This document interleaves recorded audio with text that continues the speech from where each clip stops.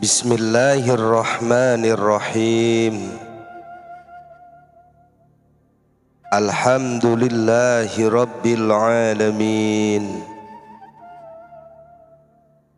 Assalatu wassalamu alaika ya sayyidi ya Rasulullah. Khudh biyadi qallat hilati adrikni. Pengertian waktu salat adalah waktu ibadah salat 5 waktu: zuhur, asar, maghrib, isya, dan subuh. Ditambah dengan imsak, terbit matahari, dan waktu duha. Waktu pelaksanaan salat telah diisyaratkan oleh Allah Subhanahu wa ta'ala dalam Al-Quran. A'udzu billahi minasy syaithanir rajim. Innas salata kanat 'alal mu'minina kitaban mawquta. Sesungguhnya salat itu diwajibkan atas orang-orang yang beriman menurut waktu-waktu yang tertentu. Quran Surat An-Nisa ayat 103. Salat itu harus dilakukan sesuai dengan waktunya. Ini hukumnya wajib. Artinya, salat tidak sah bila tidak dilakukan pada waktunya. Waktu-waktu tersebut telah ditetapkan dan berlaku bagi semua orang mukmin,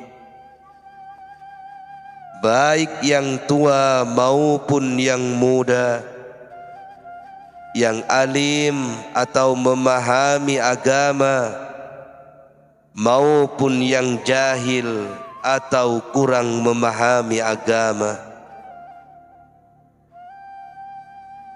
Sesungguhnya salat adalah kewajiban yang sudah ditentukan waktunya.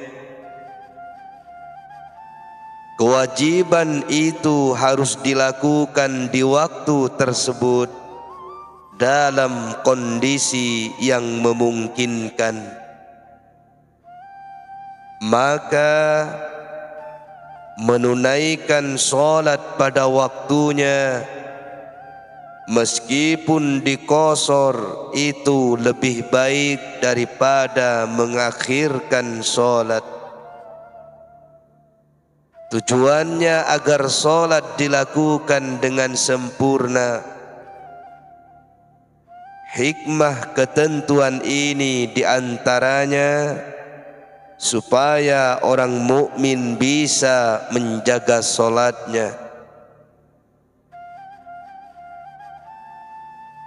Dari sahabat Umar bahwa seorang laki-laki mendatangi Rasulullah sallallahu alaihi wasallam dan bertanya, sesuatu apakah yang lebih dicintai Allah di dalam Islam?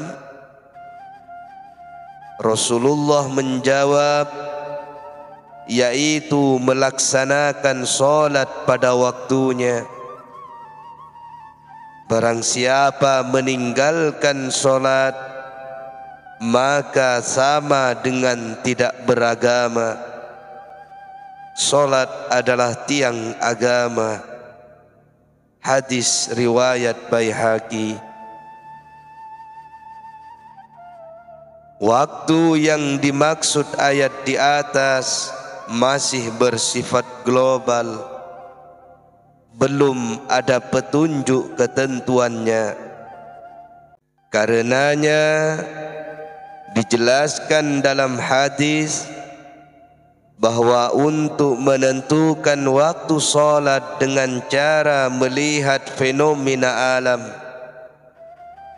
menentukan waktu salat zuhur misalnya, kita harus keluar rumah melihat matahari berkulminasi.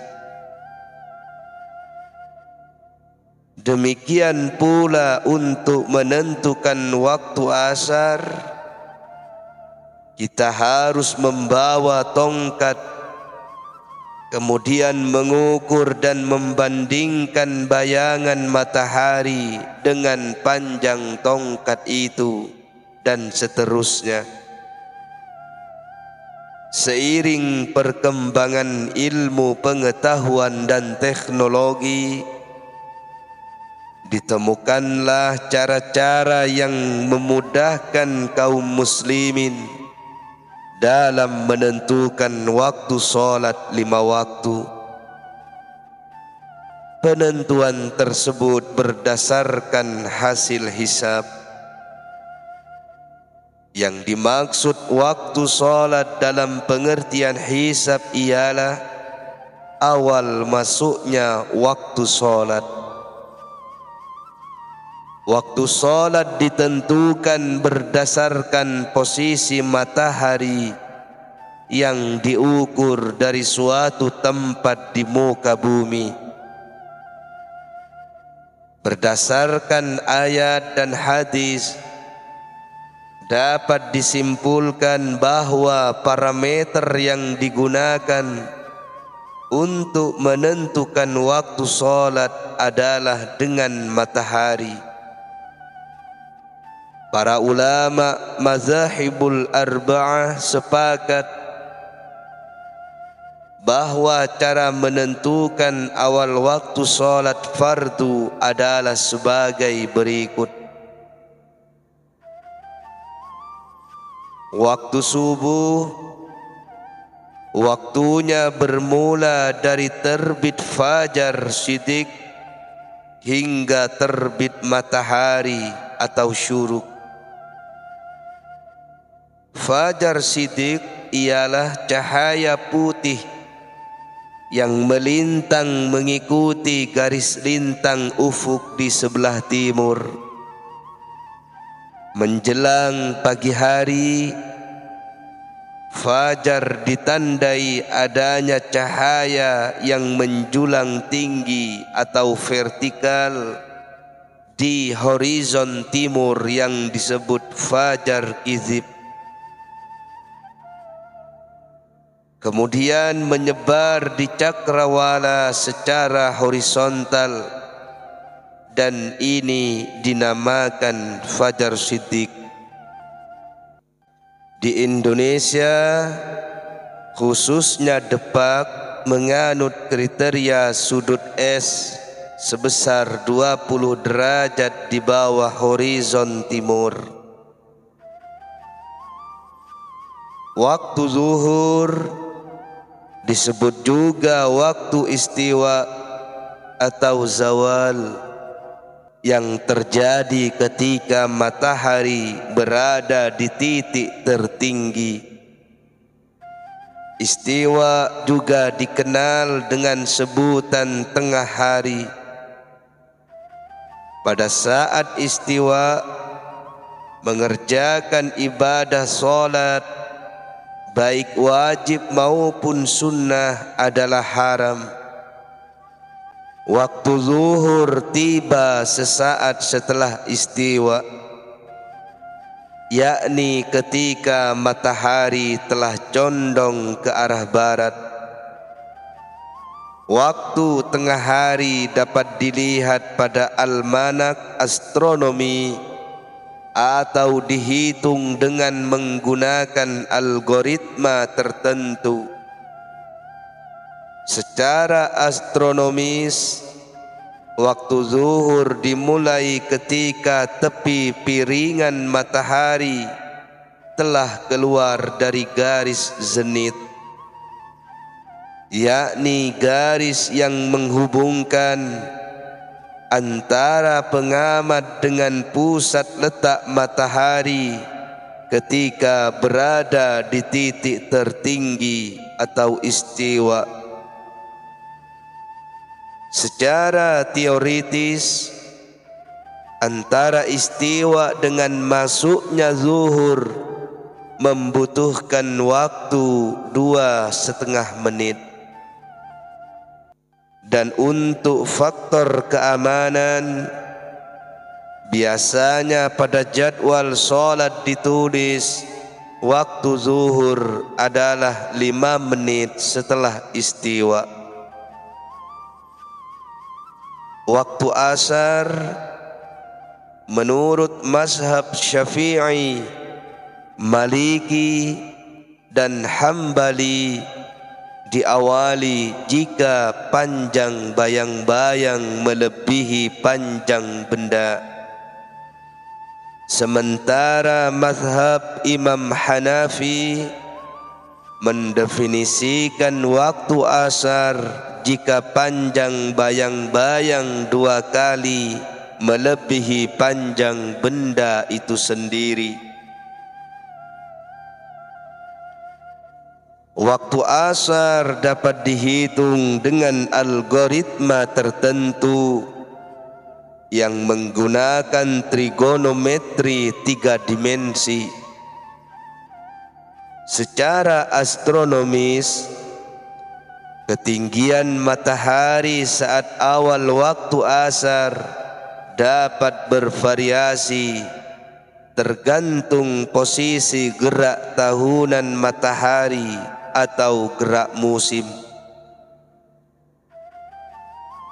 Di Indonesia, khususnya Depak atau Departemen Agama, menganut kriteria waktu asar, yakni saat panjang bayangan sama dengan panjang benda ditambah panjang bayangan saat istiwa.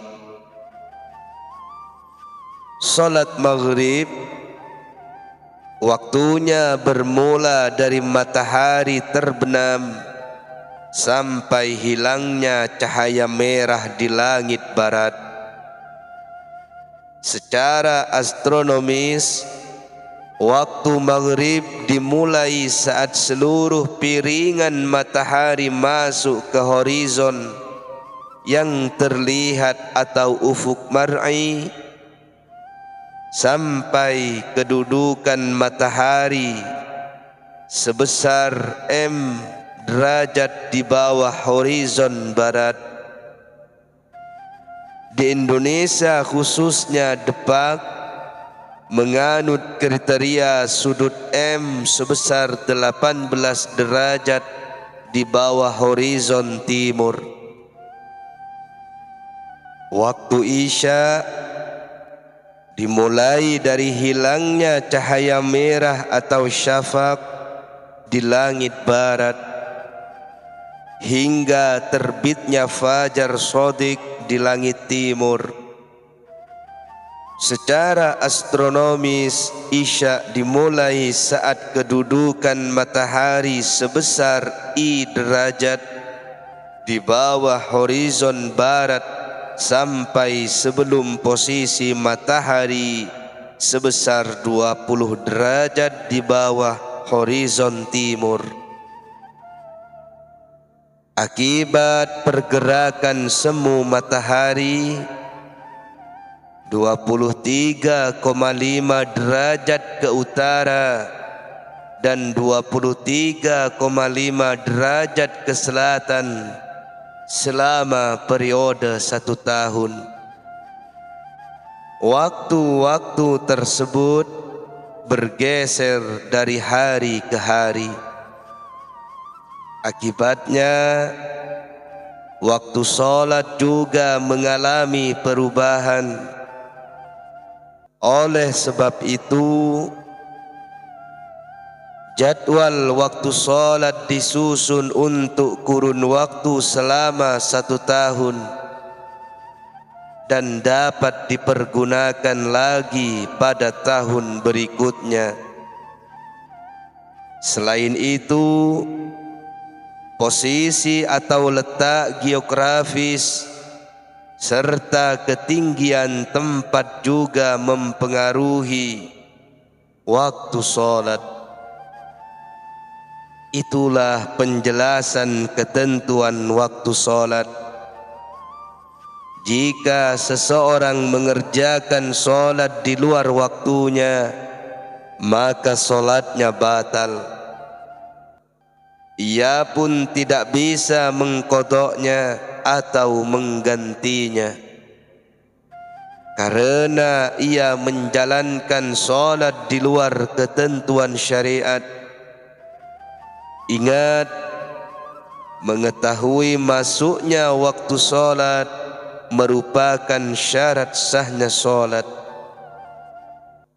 Menurut Imam Nawawi, dinamakan sholat zuhur karena sholat ini tampak nyata dikerjakan di tengah siang. Jumlah rakaatnya 4. Surat Al-Fatihah dan surah lainnya dibaca dengan sir atau perlahan. Pembacaan surat cukup pada 2 rakaat pertama. Untuk rakaat pertama, membaca surat yang lebih panjang daripada rakaat kedua. Dinamakan solat asar karena solat tersebut dilaksanakan ketika menjelang terbenamnya matahari. Jumlah rakaatnya 4. Pembacaan surat-suratnya sama seperti solat zuhur. Dinamakan solat maghrib karena solat tersebut dilaksanakan pada saat matahari terbenam. Jumlah rakaatnya 3. Surat Al-Fatihah dan yang lainnya dibaca jahar atau nyaring pada rakaat pertama dan kedua. Sedangkan rakaat ketiga cukup dengan sir. Surat yang dibaca pada rakaat pertama lebih panjang daripada rakaat kedua. Dinamakan solat isya karena pelaksanaannya di waktu malam gelap. Jumlah rakaatnya 4. Surat Al-Fatihah dan surat lainnya dibaca dengan jahar pada rakaat pertama dan kedua. Pada rakaat ketiga dan keempat cukup dibaca sir. Surat yang dibaca pada rakaat pertama lebih panjang daripada rakaat kedua.